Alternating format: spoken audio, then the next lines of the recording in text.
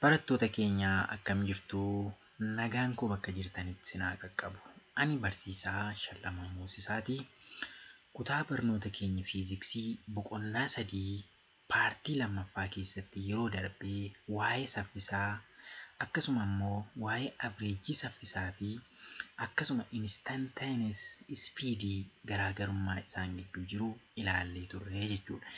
Speediin yookiin saffisni fageenya deemamee sa'aatii itti fudhateef yoo hirree yoo ta'u, akkasuma average speediin immoo tootaalii fageenya waliigalaa taayimii itti fudhateef yoo hirree kan argamu ta'uu isaanii ilaallee turre.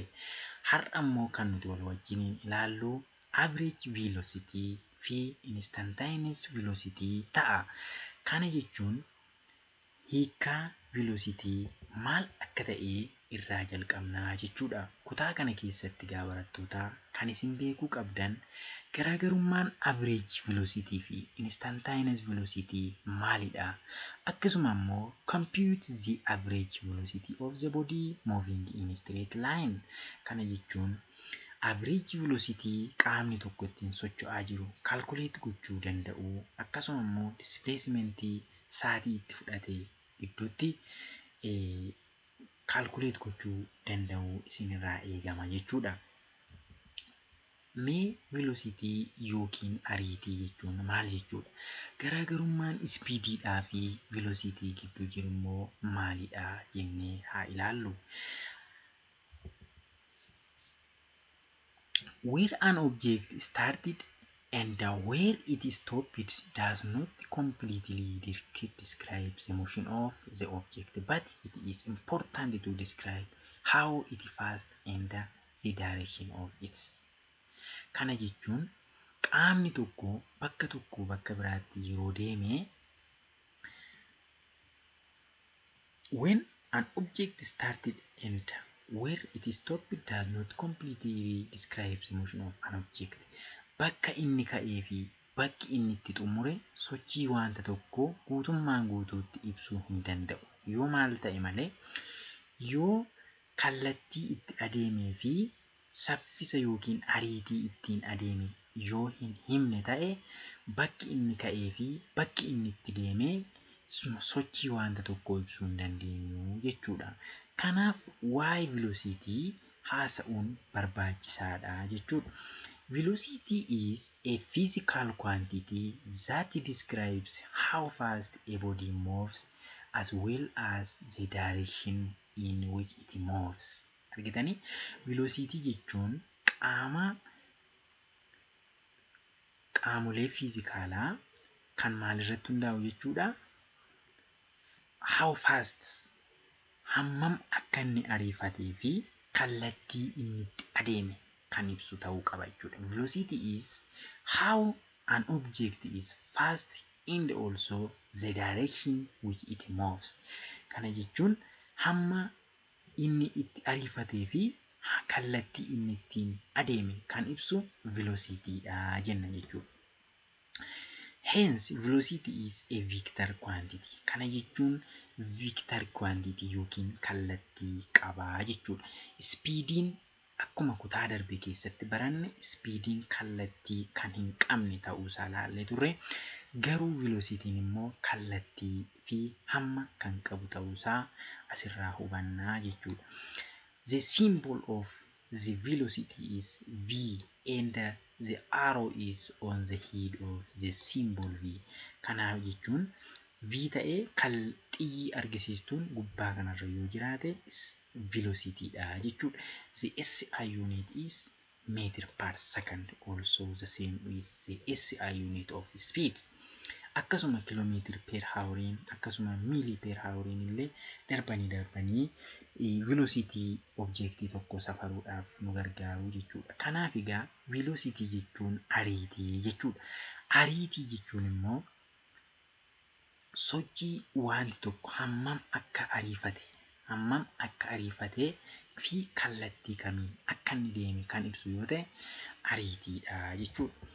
Velocity is the rate of change of displacements. Kana jechuun equationidhaan yeroo keenya yookiin calculationidhaan yeroo keenya velocity is equal to displacement over time. This is the symbol of velocity, and S with arrow is the symbol of displacement, and T is time.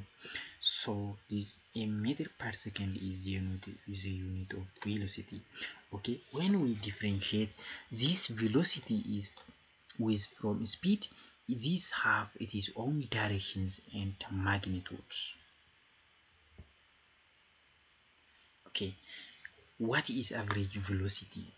The average velocity, to define this, the average velocity, suppose that the position of the car are xi at time ti and x final at the time tf. If the details of the motion at each instant are not important, the rate is usually expressed as the average velocity. Okay.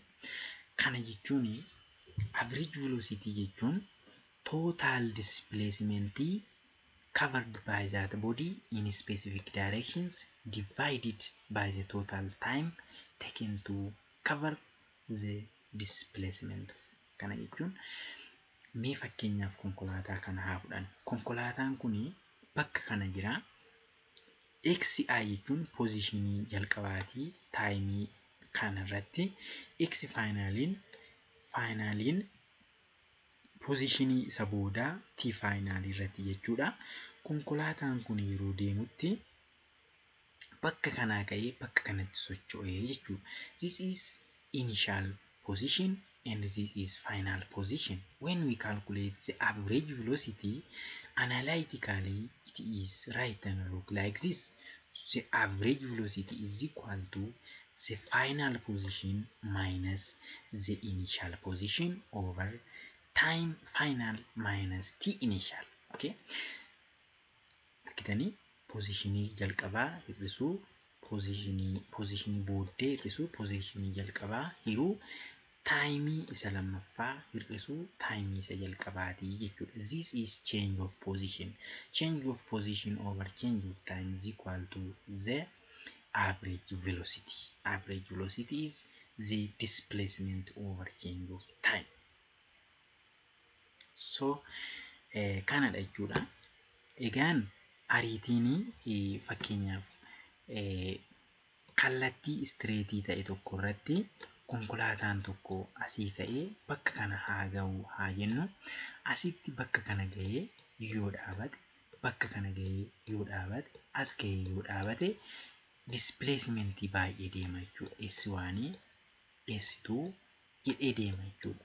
Time 1, time 2 jedhee hamma iddoo dhumaa ga'utti kan deemu yoo ta'e, averaging garuu total displacementii kana total time kanaaf yoo hirre average velocity argannaa jechuudha.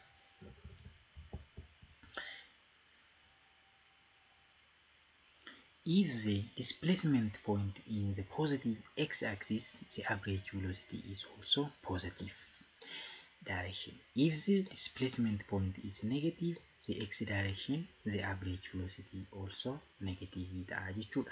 Kana jechuun displacementiin positive taanaan akkasuma velocitiin keenya illee positive ta'a jechuudha. Akkasuma displacementiin negative taanaan, kallattii negative irra taanaan average velocitiin keenya illee negative akka ta'u nutti himaa jechuudha. Egaan instantaneous velocity jechuun velocity hammaan deemsa xiqqoo keessatti, taayimii xiqqoo keessatti safaramtu jechuudha. To determine the velocity at some instant such as time t.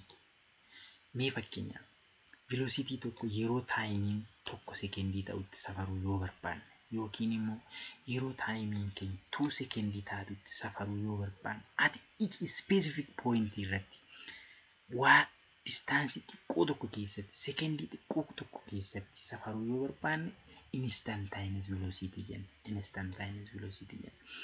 So small time interval near that instant.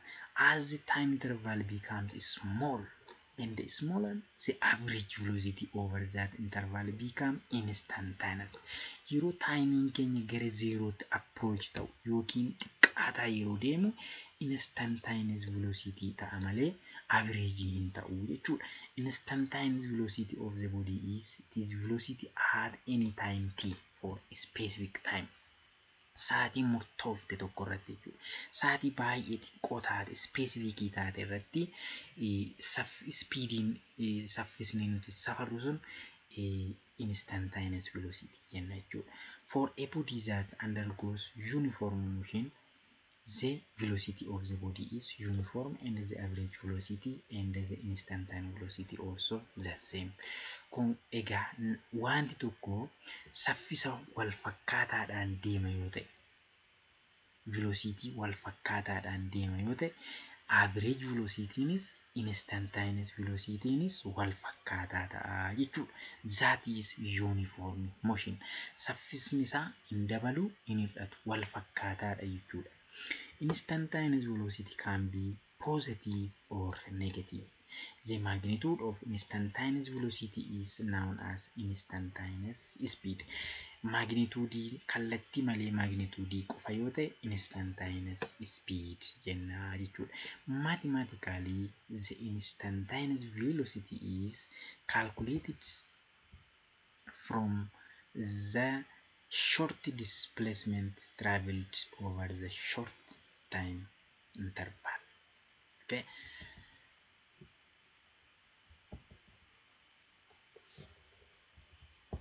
Let us calculate these examples.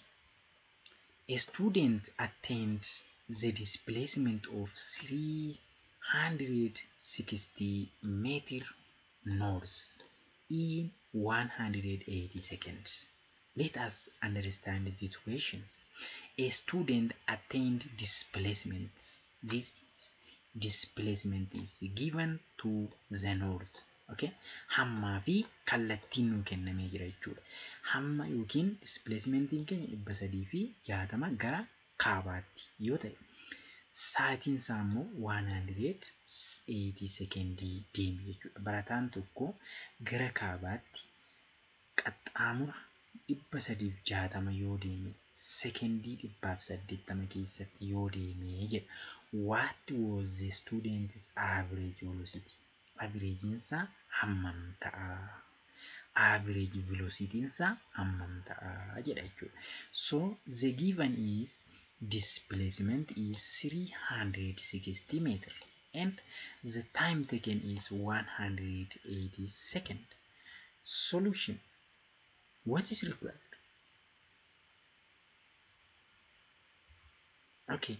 The required is average velocity. This average velocity is equal to the change of position over the change of time. So S over change of t. So 360 meters over 180 seconds to the north. This means the initial position is 0. So 2 meters per second to the north. The next question says that a girl jogs with an average velocity of 2.4 meters per second to the east. What is her displacement after 40 seconds? The given from this is the average velocity is given to the east. This is the average velocity and the displacement is required while the time is 40 seconds is given. Okay, the given is the average velocity is 2.4 meters per second to the east. Time is 40 seconds. So what is displacement?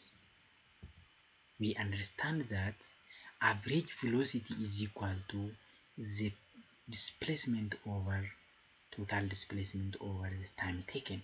From this, when we cross, we can calculate this displacement from the average velocity times the time taken. So the average velocity 2.5 times 40 seconds is equal to 96 meters to the east. Student, when you write the solution or the answer of your questions, don't forget to write the directions of your answer. Okay, it should be written with the magnitude of the displacement and also velocity. Another question says that a bus moving along a straight line towards west covers the following distance in the given time intervals. Calculate the average velocity of the bus for each time interval. Okay? Konkolaataan tokko daandii istireetirra gara lixaatti deemee jedha. Haa ta'uyyuu malee taayim intervaalii garaagaraatti deeme jechuudha. Dhaabataa deeme jechuudha. Bakka tokko ka'ee bakka gara biraa, bakka tokko turee bakka biraa. Kanaaf maal calculate godhi jedhee calculate the average velocity of bus for each interval. Taayimii kennaman sana intervaalii kennaman sana gidduutti calculate godhi jedhee jechuudha. Giveniin keenya kanadha. This is displacement or distance is given here. S is in kilometer, time is in hour. Okay? When t is equal to 0, at time is equal to 0, the distance is 20 kilometer. When time is equal to 1, the distance is 60 kilometer. When the time is 2, the distance is 100 kilometer. When the time is 3, the distance is 140 kilometer. So what is the average velocity? Okay, required is the average velocity. To calculate this, let us write the average velocity at the t0 or the initial time is equal to 0 and t1 is equal to 1 hour. Yeroo taayimiin kun t0 yookiin taayimii jalqabaa fi t1 yeroo ta'utti gidduu kana intervaalii kana irratti calculate haa goonu jechuudha. Okay? Jalqaba interval 1. Okay? Change of position x final, this is x final and this is x initial. Okay, x initial. So the change of position is equal to final position minus initial position. Kana jechuun 60 minus 20 is equal to 40 kilometer. So the average velocity is equal to change of position for the interval of t is between 0 and 1 hour. Change of position over change of time is equal to 40 kilometer over 1 minus 0. It is 40 kilometer per hour. For the next interval, we consider t1 and t2. Okay, t1 and t2. For when t1 is equal to 1 hour and t2 is equal to 2 hour, the change of position is equal to 100 minus 60 kilometer is equal to 40 kilometer. So the average velocity is equal to change of position over change of time. So that is 40 kilometer over 2 minus 1 hour is equal to the same as the first one, or that is 40 kilometer per hour. The final interval is between 2 and 3 time. Okay, when t2 is 2 time and t3 is 3 hour. So the interval is between t2 is equal to 2 hour and t3 is equal to 3 hour. The average of the change of position is equal to the final position minus initial position is equal to 140 kilometer per hour minus 140 kilometer minus 100 kilometer is equal to 40 kilometer. So the average velocity is equal to change of position over change of time, that is 40 kilometer over 3 minus 2 hours is equal to 40 kilometer per hour. So if you consider the time interval, the average velocity of each time interval, the value of all average velocity is the same. This display the velocity of that bus is constant. Okay, that means the average velocity and the instantaneous velocity of that car is constant. That is 40 km per hour. So you can convert it to meter per second. Okay, students, we have finished the lesson of today. Barumsa keenya asuma irratti xumurraa. Waan baay'ee irraa barattu jedhee yaada. Subscribe, share godhaa. Waliin ga'aa.